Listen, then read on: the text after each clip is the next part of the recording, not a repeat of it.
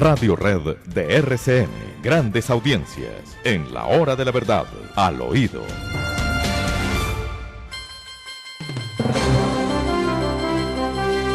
Bueno, alguna compensación. Una buena taza de café. Una buena taza de café colombiano sobre la mesa, queridos amigos. Y entreguémonos a meditar sobre estos grandes problemas y a discutirlos entre nosotros los colombianos. Todavía podemos discutir y podemos hablar. Aprovechémoslo. Una buena taza de café. Y vamos adelante con Al Oído de Mar. Bueno, doctor Fernando, usted dirá por dónde quiere que empecemos Al Oído, porque tenemos muchas cosas para decir, entre otras, reportar un terrible hecho de orden público en este país, en medio del gobierno de la vida, de la Colombia humana. Y es que en las últimas horas se dio a conocer que 5 jóvenes fueron masacrados en Orito, en el departamento de Putumayo. La gente está preocupada, por supuesto, se siente desolada en un hecho realmente grave, muy grave, y es que fueron estos muchachos atacados a bala. Esto ocurrió al interior de una vivienda ubicada en el barrio La Esperanza, hasta donde llegaron 4 sujetos armados y empezaron a disparar de manera indiscriminada contra los presentes en esa casa. Una persona que resultó gravemente herida fue trasladada a urgencias del hospital del municipio de Orito y ha tratado de dar algunas pistas de qué fue lo que ocurrió. Pero pues muy grave, las masacres, doctor Fernando, se siguen contando ya por decenas en Colombia, y el gobierno de Gustavo Petro sigue hablando de la paz total y sigue hablando de el perdón social. ¿Hace cuántos días lamentábamos la muerte de nuestros soldados en Buenos Aires, Cauca? Y que hace cuántos días estábamos lamentando la muerte de gente en el Cauca, y ahora el Putumayo, 5 muertos. Esto es todos los días, esto es de nunca acabar. ¡Qué horror!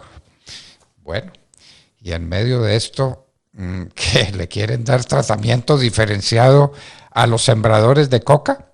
¿A los que están apuntados al negocio más letal y más productivo que hay en América? ¿Qué les van a dar ahora? ¿Qué les falta? Increíble lo que pretenden, doctor Fernando, desde el Congreso de la República. Esto va para debate en la Comisión Primera del Senado de la República, y esta ha sido una idea apoyada, entre otros, por el gobierno de Iván Duque en su momento, y ahora, por supuesto, por el gobierno de Gustavo Petro. Esto nace, dicen ellos, desprendido de los acuerdos de La Habana, y por supuesto el Partido Comunes FARC es el que lo impulsa en el Congreso. Lo que buscan con esa medida es primero que el tratamiento diferenciado se aplica a los delitos relacionados con tráfico, fabricación o porte de estupefacientes y financiamiento de plantaciones. Lo que ha explicado Néstor Osuna, que hace las veces de ministro de Justicia, es que el gobierno está de acuerdo con el apoyo al proyecto de ley para establecer un tratamiento penal diferenciado a los pequeños cultivadores vinculados con cultivos ilícitos. Este proyecto, doctor Fernando, tiene un pero. El proyecto busca un tratamiento penal diferenciado, pero en la medida en que las personas se acojan al sistema o al Programa Nacional Integral de Sustitución de Cultivos Ilícitos. Entonces, para ellos, pues, habrá una especie de cesación de persecución penal para que ellos, pues, puedan acogerse a ese Programa Nacional de Sustitución de Cultivos. Pues, todo esto va a terminar con que tampoco cultivar coca pues es delito, y no lo es, de hecho no lo es. De hecho no lo es. Tenemos nosotros que hay gente presa privada de la libertad por cultivar coca. Es delito lo que persigue la fuerza pública, es delito lo que los jueces condenan y por lo que meten a la cárcel a la gente. Muéstreme un cultivador de coca que esté siendo perseguido en este momento en Colombia. ¿Dónde está? Sí, el mismo presidente de la República ante la ONU no tuvo vergüenza, ante la ONU dijo que esa era una batalla que se había perdido. Claro, se perdió cuando no se libró. No se le olvide que con el presidente Álvaro Uribe Vélez, víctima de todas estas atrocidades, la coca sembrada llegó a 40.000 hectáreas, un poquito más, 40.000 hectáreas de coca. y ahora estamos en más de 200.000 hectáreas de coca. Esa es la herencia del señor Iván Duque y ese es el tratamiento que está recibiendo el negocio más próspero y más letal. Donde hay coca hay violencia, donde hay coca hay muertos, donde hay coca hay tragedia que se extiende a todo el país. Porque la coca se produce en distintos lugares y la cocaína, el clorhidrato de cocaína, llega a toda Colombia. No hay un municipio en Colombia donde el principal problema para los alcaldes que quieren mantener la paz y la seguridad no sea el problema del microtráfico. Eso parece que se nos olvida, Ademar. Se nos olvida. En la mesa, doctor Fernando, y en los análisis que hace el gobierno de Gustavo Petro, por supuesto no está el del impacto del narcotráfico sobre la violencia en Colombia. Y es que, por supuesto, las masacres que se deben contar por más de 40 en lo que va del gobierno Petro, ojo, más de 40 en lo que va del gobierno Petro. Estamos hablando de 3 meses. Las masacres están directamente relacionadas con temas de narcotráfico y de microtráfico. Pero pues obviamente como aquí en el gobierno de la vida lo que quieren hacer es legalizarla porque creen que legalizando la cocaína entonces ya se va a acabar los problemas de orden público que deriva el hecho del narcotráfico, pues entonces ya todo solucionado. No se preocupe que una vez legalicen el problema se destruye, se acaba. Es lo que cree el petrismo. Y por eso no le paran ni 5 de bolas, diríamos nosotros coloquialmente, al asunto, no les importa. Y es que de eso no se habla, doctor Fernando. De lo que se habla es precisamente de todo lo contrario, de la extinción de la acción penal contra los que llaman ellos pequeños cultivadores de coca. ¿Quién garantiza que es un pequeño cultivador de coca? Nadie. Además, ¿qué es un pequeño cultivador de coca? Eso no está... Eso no tiene importancia porque como nadie los persigue, nadie los combate, nadie los busca, pues entonces ¿para qué hacerles una reforma legal para aparentar que se está combatiendo el narcotráfico y que se está perdonando a los pequeños cultivadores de coca? A los que hay que perseguir es a los grandes cultivadores de coca. Hágame el favor. Lo que hay que perseguir es la coca. Lo que hay que acabar es la coca. La coca es el principio de todas las desventuras. Y desde luego también la marihuana. ¿Cuál marihuana recreativa o lúdica? Eso es mentira. La marihuana es fatal. La marihuana es una droga adictiva que destruye y que mata. Y en esas manos estamos. Y en las manos del dinero que se produce con ese negocio, el negocio más próspero de América. De América. Y no estamos diciendo de América del Sur, ni de América Central, ni de América del Norte. De América, el negocio más próspero es el negocio del narcotráfico. Pues, ¿cuánta cocaína estaremos produciendo ahora? Se habla de 1.5 mil toneladas, 1.500 toneladas. ¿Cuál es la verdad? ¿Cuál es la verdad en este momento después de que Gustavo Petro dijo en la ONU que era una batalla perdida y que no había que librarla? ¿Cuánta coca se sembró y cuánta cocaína se produce adicionalmente desde entonces? Son 245.000 hectáreas de coca sembradas en Colombia, doctor Fernando, a cifras que llegan desde el año 2021, porque las cifras se dan un año con posterioridad. 245.000 hectáreas de coca. ¿Cuántas son las que hay ahora? Toneladas métricas de cocaína, con una resiembra que las mismas autoridades del gobierno de Iván Duque decían estaba entre el 65 y el 70%. Virgen Santa. Iván Duque que no tuvo el carácter, no tuvo los pantalones para fumigar desde el aire. No los tuvo. Y entonces se dedicó a los grupos de erradicadores para que mataran un poco de muchachos y para que perdieran los pies y las manos los que se atrevían a ir a erradicar la coca en sitios que estaban llenos de bombas quiebrapatas, que las llamamos nosotros, y que le costaron la vida y le costaron la integridad a tanta gente por cuenta de no fumigar desde el aire. Ay, Dios mío. ¿Tendrá en su conciencia el presidente Duque semejantes barbaridades. Pero bueno, tratamiento diferenciado a cultivadores de coca. Y están muy felices por el Ministerio de la Igualdad, ¿no? ¿Igualdad de quiénes? ¿De todos los que cultivan cocaína?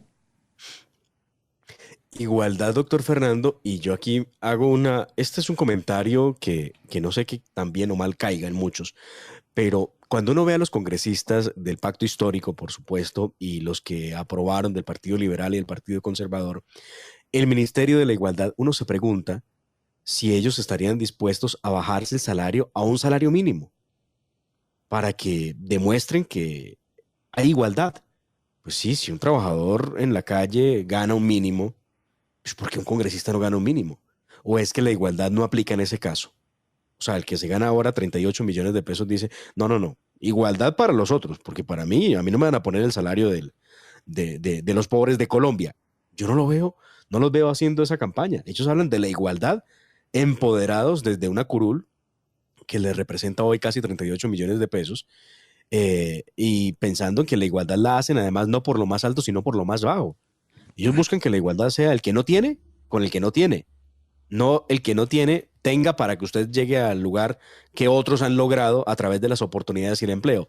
A punta de subsidios el Ministerio de la Igualdad. De hecho, doña Francia Márquez, que va a ser la que va a manejar el asunto, aquí en este audio trata de explicar, y yo no entendí, en qué consiste el Ministerio de la Igualdad. Escuchémosla.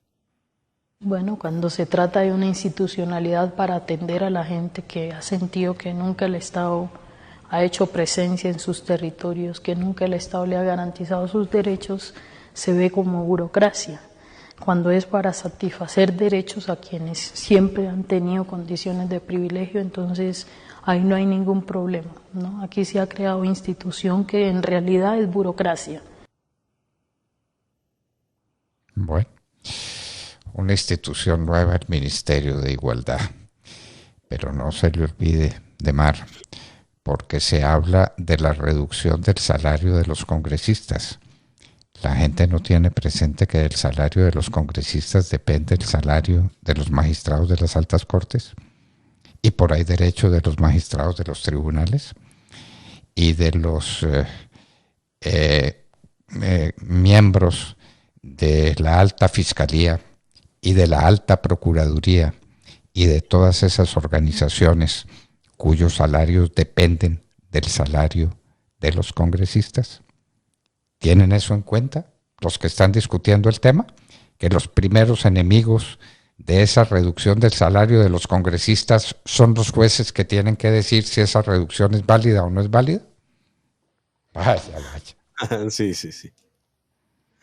No veo muy convencidos a muchos del tema. Lo que pasa es que convirtieron el tema de reducción de salarios de congresistas en una estrategia política para conseguir votos.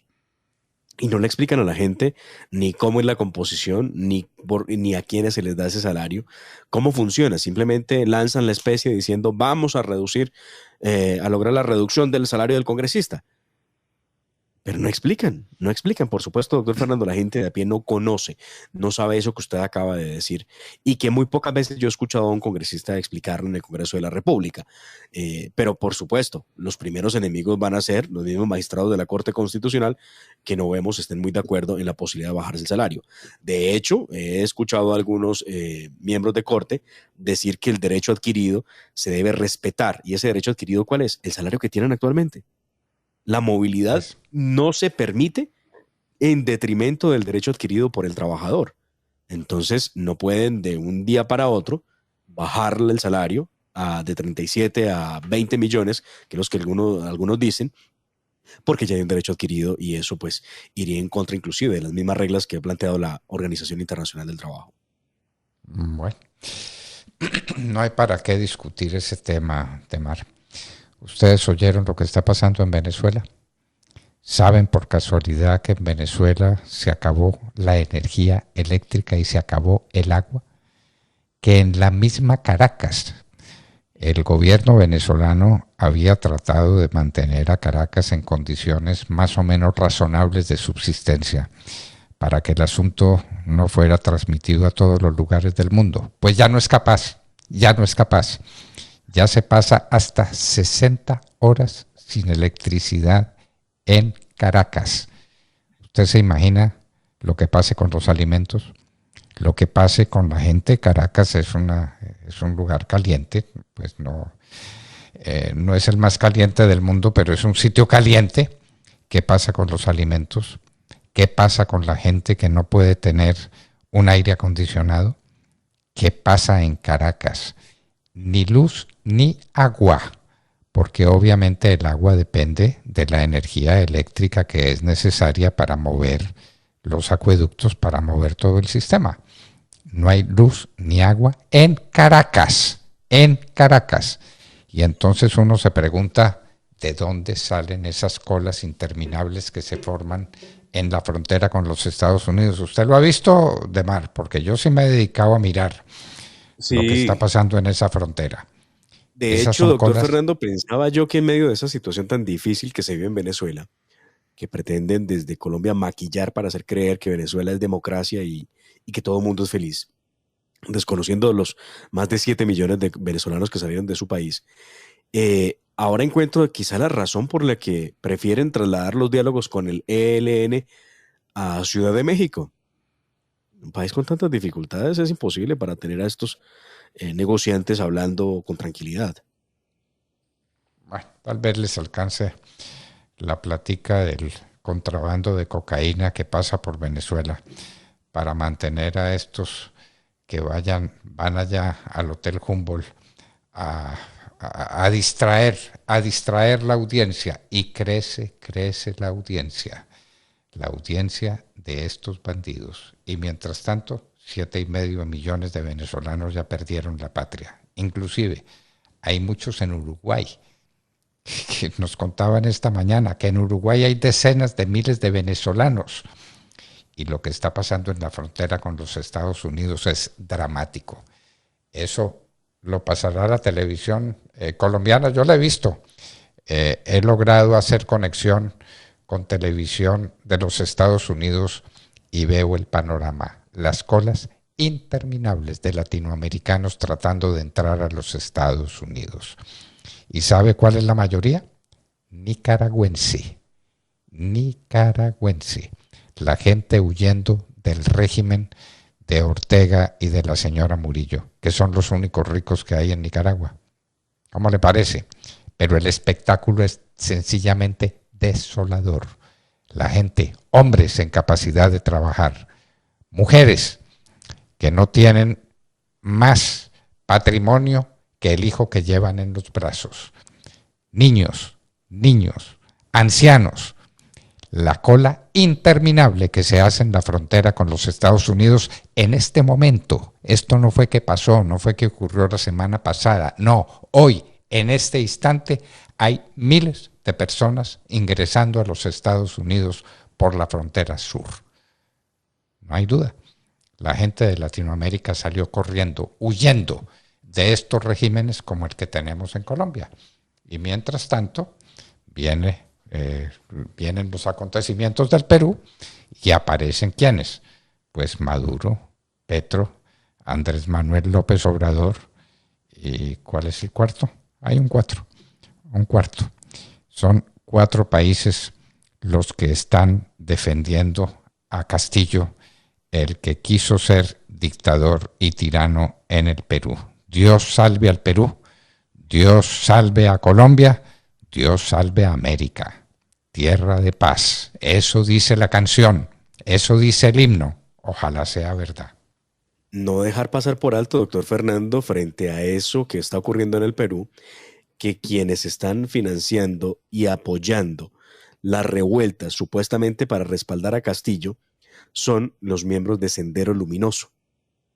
Al igual que en Colombia, las autoridades en su momento dieron a conocer cómo el ELN y las FARC estaban financiando a los miembros de primera línea, a esos que quieren dejar en libertad. Y lo siguen financiando y quieren ganar las elecciones del próximo año en todos los pueblos de Colombia y tienen dinero con qué comprar las conciencias y con qué mover las voluntades de la gente que quieran mover. Dicen que poderoso caballero es don dinero, ¿no? Y lo tienen todo el dinero del mundo lo tienen los narcotraficantes y por eso Gustavo Petro no los está persiguiendo, para no dañarles el negocio y para que ganen las elecciones el próximo año, y las van a ganar en todos los municipios de Colombia. ¿O en cuántos municipios de Colombia? ¿Vamos a perder el país o ya lo perdimos? Es la pregunta que nos hacemos desde la hora de la verdad. Bueno, una noticia de consuelo que le doy al oído. Hoy es 14 de diciembre, ¿no? Sí, señor. Pasado mañana empieza la novena que llamamos del Niño Dios, o la novena de aguinaldos, como también se la llama. La novena, el consuelo de la oración, el consuelo del amor. Ese niño no llegó al mundo en vano. Llegó al mundo para salvarlo, para rescatarlo, para rescatarnos de nuestros pecados y de nuestro abandono del camino correcto hacia el cielo. Ese niño empezaremos a recordarlo pasado mañana, cuando empieza la novena del Niño Dios. No olvidarlo, ¿no? Pero Bueno. como, doctor Fernando, el consuelo que necesitamos en momentos tan difíciles como estos es necesario. Y sobre todo pensando, doctor Fernando, en que no hay límites para Dios. No hay límites para Dios y en manos de Él estamos. Y lo que hay que defender es la familia, y la novena se reza en familia. Recen la novena del Niño Dios en familia. Dios no nos abandona y no nos abandonará. Y en un minuto estaremos con la senadora por el Centro Democrático, María Fernanda Cabal, hablando de estos bandidos de primera línea que quedarán en libertad. En un minuto. Y mientras tanto les recordamos que les hablábamos al oído. 7:45 minutos.